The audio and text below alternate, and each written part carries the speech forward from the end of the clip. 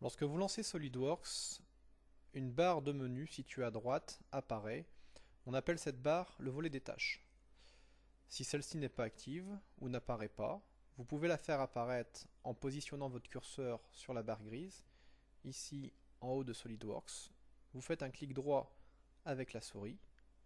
Vous avez ici de récapituler toutes les barres d'outils disponibles sur SolidWorks. Et tout en bas, vous avez le volet des tâches. S'il est sélectionné, le volet des tâches apparaît. Si je le désélectionne, le volet des tâches disparaît. Je fais réapparaître le volet des tâches.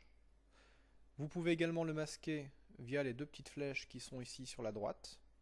Si je clique, je le fais disparaître. Si je le resélectionne, je fais réapparaître le volet des tâches. Il est constitué de 4 onglets. Le premier onglet, Ressources SolidWorks.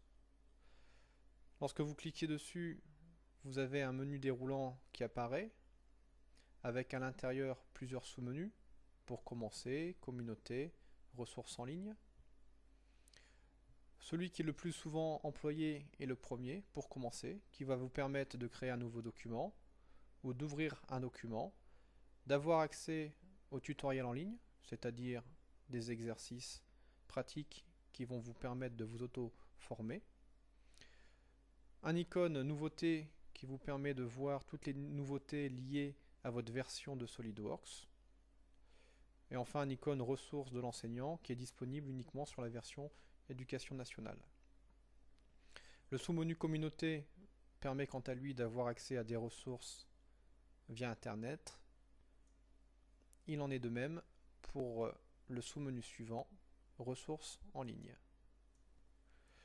Le deuxième onglet, bibliothèque de conception, comme son nom l'indique, est un ensemble de bibliothèques qui est disponible soit en local sur votre ordinateur via ce qu'on appelle les toolbooks ou le design library, mais également via des ressources en ligne grâce à ce qu'on appelle le 3D Consent Central. Pour pouvoir avoir accès à cela, il vous faut évidemment Internet. Attention, par défaut, les toolbooks ne sont pas forcément installés sur SolidWorks. Si ce n'est pas le cas, il va falloir les installer à partir du CD. Cela vous permet d'avoir accès à tout un tas d'éléments paramétrés et de bibliothèques telles que les vis, les roulements, etc. Le troisième onglet, explorateur de fichiers, ressemble à l'explorateur Windows.